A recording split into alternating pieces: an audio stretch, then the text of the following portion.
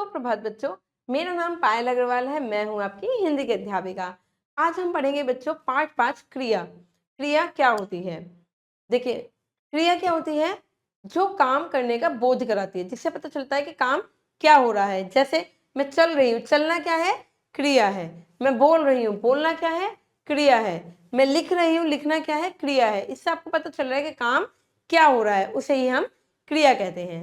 क्रिया के दो भेद होते हैं, अकर्मक क्रिया और सकर्मक क्रिया। अकर्मक क्रिया जिसमें कर्म नहीं होता, और सकर्मक क्रिया जिसमें कर्म होता है।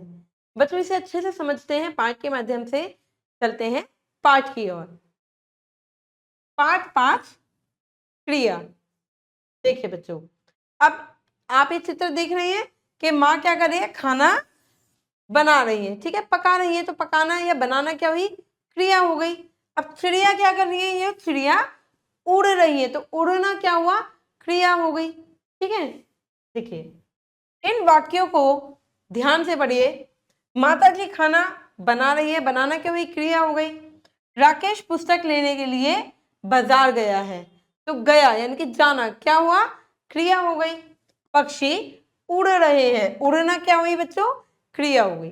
ठीक है, या अमित प्रीति के लिए खाना ला रहा है, लाना क्या हुई? क्रिया हो गई। ठीक है, जो काम हो रहा है।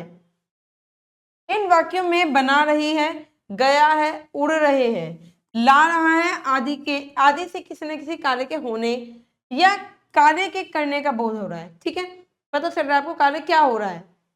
वाक्य में ऐसे शब्द क्रिया कहलाते हैं। ठीक है बच्चों, और क्रिया हमेशा बाद में आती है, ये भी ध्यान रखिएगा। कोई भी वाक्य बिना क्रिया के पूरा नहीं होता, कोई ना कोई क्रिया उसमें जरूर होगी। कुछ क्रियाएं की जाती हैं और कुछ क्रियाएं स्वतः हो जाती हैं। जैसे बारिश का होना, बादल का गरजना, भाई खुद ही हो रहा है। ठीक है, सूरज का उगना, चांद का चमकना, खुद ही हो रहा है, इत्यादि स्वतः क्रियाएं हैं। ठीक है, मौखिक अभिव्यक्ति है बच्चों, क्रिया की पृष्ठभूमि का ज्ञान और पठन और वाचन कौशल का विकास। देखिए, विषय विश्लेषण, कार्य या कर्म के बारे में बताने वाले शब्द रूप को क्रिया कहते हैं। ठीक है, जिससे पता चल रहा है कार्य क्या हो रहा है। क्रिया का अर्थ एवं परिभाषा, जिस शब्द से किसी काम के करने या होने का या होना समझ में आए उसे हम क्रिया कहते हैं। मैं लिख रही हूं, लिखना क्या है? क्रिया है। जैसे पढ़ना, खाना, पीना, खेलना या जाना, ये सब क्या है बच्चों? क्रिया है। क्रिया का एक अर्थ कार्य करना होता है। हम यह कह सकते हैं कि कार्य होने या करने का संकेत देने वाला शब्द रूप क्रिया कहलाता है। ठीक है, जिससे हमें यह पता चल जाए कि कुछ हो रहा है, क्या हो रहा है। वाक्य में क्रिया का इतना अधिक महत्व होता है कि केवल क्रिया से भी वाक्य का अर्थ स्पष्ट हो जाता है। मैंने बोला कि मम्मी सो रही, सोना क्या क्रिया है? पता चल रहा है आपको मम्मी सो रही है। खाना लाओ, चुपचाप बैठ जाओ, चुपचाप बैठ जाओ, बैठना क्रिया हो गई। रुको और जाओ, ये सब क्या है? क्रिया है। क्रिया का निर्माण धातु से होता है। जब धातु में ना लगा दिया जाता है, जैसे मैं खेलने जा रहा हूँ, खेलना क्रिया है, तब क्रिया बनती है। ठीक है बच्चों, खाना बना रही है, बना रही क्रिया नहीं है, बनाना क्रिया है, ना लग जाता है जब। ठीक है बच्चों, धातु जिस मूल रूप से क्रिया शब्द को बनाया जाता है उसे हम धातु कहते हैं। यह क्रिया का ही एक रूप होता है। ठीक है, धातु को क्रिया का मूल रूप कहते हैं। धातु को क्रिया का क्या कहते हैं? मूल रूप। जैसे ख प्लस ना, खाना, पढ़ प्लस ना, पढ़ना, जा प्लस ना, जाना, लिख प्लस ना, लिखना, ऐसे। ठीक है, ना शब्द लग गया। लेखन कौशल है, क्रिया के प्रयोग स्वरूप का ज्ञान और पाठबोध, क्रिया के उद्देश्य संबंधी समझ का विकास। क्रिया के भेद है बच्चों। क्रिया के भेद जानने से पहले हमें कर्ता, कर्म और क्रिया को अच्छे से समझ लेना चाहिए। कर्ता करने वाला, ठीक है, कर्ता क्या है? काम करने वाला। जैसे प्रिया खाना बना रही, तो प्रिया क्या है? कर रही है, प्रिया है कर्ता।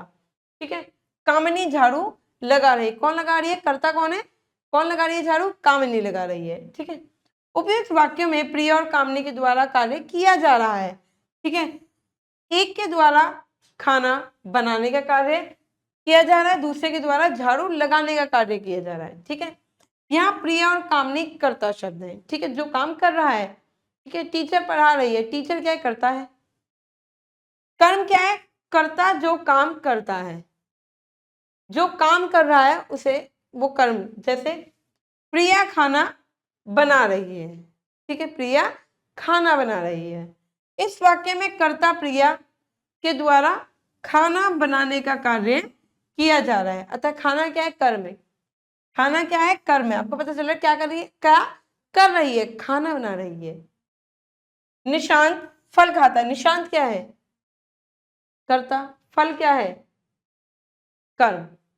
निशांत कर्ता, फल कर्म, खाना तो क्रिया ही हो गई हमारी। ठीक है, अब देखिए कर्म के आधार पर क्रिया के दो भेद होते हैं, अकर्मक क्रिया और सकर्मक क्रिया। अकर्मक क्रिया किसे कहते हैं बच्चों, जिसमें अकर्मक, जिसमें कर्म नहीं होता।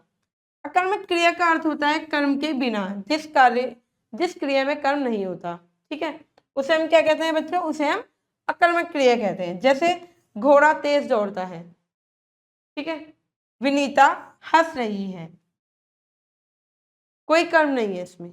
ठीक है, अब सकर्मक क्रिया क्या है, सकर्मक का अर्थ होता है कर्म के साथ जिसमें कर्म होता है, जिस क्रिया का प्रभाव कर्ता पर नहीं पड़कर कर्म पर पड़े, उसे सकर्मक क्रिया कहते हैं। जैसे गाय दूध देती है, गाय क्या दे रही है, दूध दे रही है। ठीक है, पता चल रहा है दूध दे रही है। नीता खाना खा रही है, खाना तो क्रिया हो गई। ठीक है, खाना ये वाला नीता हो गई हमारी, नीता नाम हो गया, खाना इधर आ गई, खा रही है आ गया हमारा क्रिया, खाना मतलब क्रिया, और ये वाला खाना क्या हो गया, कर्म। ठीक है बच्चों, निष्कर्ष, प्रत्येक वाक्य में क्रिया पदों का महत्व स्थान होता है। क्रिया के बिना वाक्य अपूर्ण होता है। ठीक है, पूरा नहीं होता, इसलिए प्रत्येक वाक्य में क्रिया अवश्य होती है। कर्म के आधार पर अकर्मक और सकर्मक दो प्रकार की क्रियाएं होती हैं।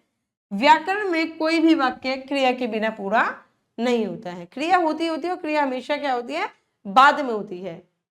क्रिया का रूप लिंग वचन के कारण बदलता है।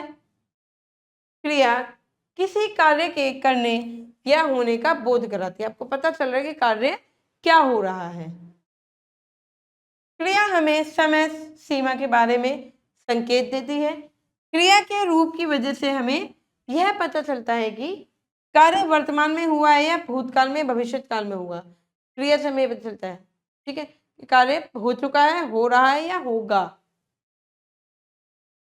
चलिए बच्चों अभ्यास करते हैं, सही उत्तर पर निशान लगाएंगे। क्रिया कहते हैं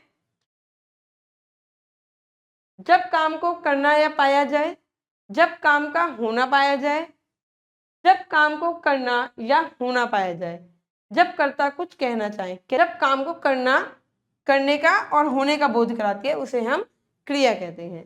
ठीक है, कर्म के आधार पर क्रिया के कितने भेद होते हैं, दो भेद होते हैं, अकर्मक क्रिया और सकर्मक क्रिया।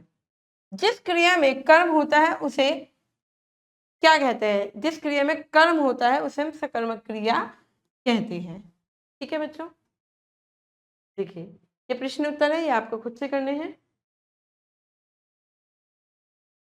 ये भाषा अध्ययन है, ये आपको खुद से करना है। खोजबीन है बच्चों ये। यहाँ दिए गए चित्रों की पहचान कीजिए और इनके बारे में दो दो वाक्य लिखें। इनके बारे में आपको दो दो वाक्य लिखने। क्या हो रहा है, ये आपको पता चल रहा है जो ये वासुदेव जी हैं ये श्री कृष्ण को लेकर जा रहे हैं। ठीक है, अब इधर देखिए पेड़ पर बहुत सारे फल लगे हुए हैं। ठीक है, दो दो वाक्य आपको अपने हिसाब से बनाने हैं।